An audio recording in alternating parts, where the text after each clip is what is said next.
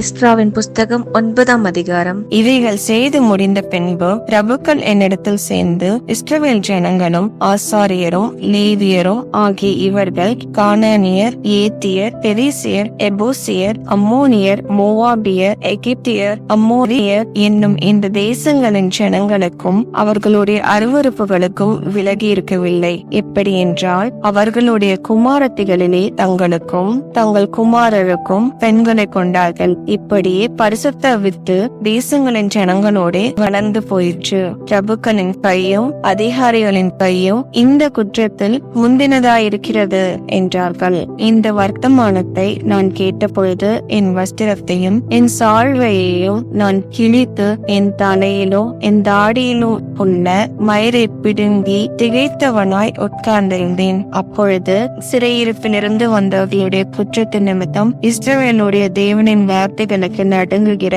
யாவரும் என்னோட கூடி கொண்டார்கள். நானோ அந்திபலி செலுத்தப்படும் மட்டும் திகைத்தவனாய் உட்கார்ந்து கொண்டிருந்தேன். அந்திபலி நேரத்திலே நான் துக்கத்தோடு எழுந்து கிழித்து கொண்ட வஸ்திரத்தோடோ சால்வையோடோ முழங்காற்படியிட்டு என் கைகளை என் தேவனாகிய கர்த்தருக்கு நேராக விரித்து, என் தேவனே, நான் என் முகத்தை என் தேவனாகிய உமக்கு முன்பாக ஏறெடுக்க வெட்கி கலங்குகிறேன். எங்கள் அக்கிரமங்கள் எங்கள் தலைக்கு மேலாக பெருகிற்று. எங்கள் குற்றம் வான பரியந்தம் வளர்ந்து போயிற்று. எங்கள் பிதாக்களின் நாட்கள் முதல் இந்நாள் மட்டும் நாங்கள் பெரிய குற்றத்துக்கு உள்ளாயிருக்கிறோம். எங்கள் அக்கிரமங்களின் நிமித்தம் நாங்களும் எங்கள் ராஜாக்களும் எங்கள் ஆசாரியர்களும் இந்நாளில் இருக்கிறது போல அந்நிய தேச ராஜாக்களின் கையிலே பட்டயத்துக்கும் சிறையிருப்பிற்கும் கொள்ளைக்கும் வெட்கத்துக்கும் ஒப்பு கொடுக்கப்பட்டோம். இப்பொழுதும் எங்கள் தேவனாகிய கர்த்தர் எங்களிலே தப்பின சிலரை மீதியாக வைக்கவும் தம்முடைய பரிசுத்த ஸ்தலத்தில் எங்களுக்கு ஒரு பிச்சை கொடுக்கவும்,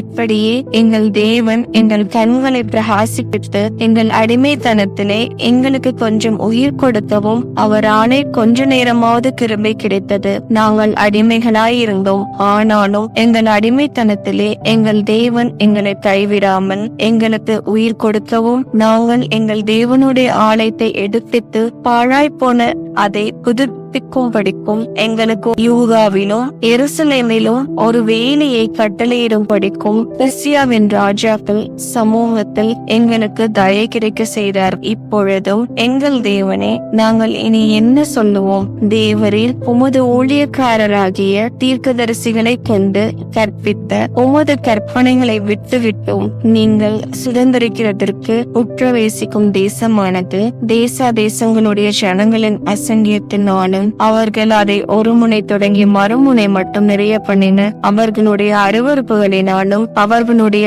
அசுத்தத்தினாலும் தீட்டுப்பட்டதாய் இருக்கிறது.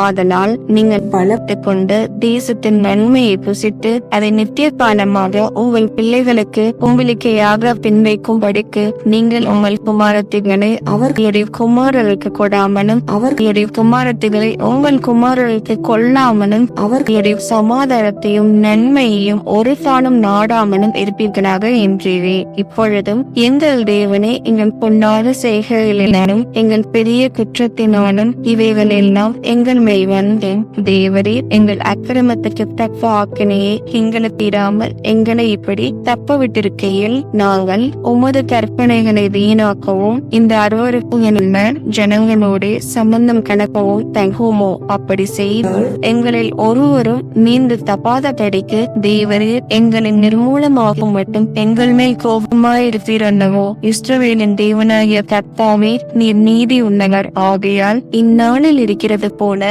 நாங்கள் தப்பி மீண்டிருக்கிறோம். இதோ நாங்கள் உமக்கு முன்பாக குற்றத்துக்குள்ளானவர்கள். இதன் நிமித்தம் நாங்கள் உமக்கு முன்பாக நிற்கத்தக்கவர்கள் அல்ல என்று பிரார்த்தித்தேன் என்பதே. ஆமீன்.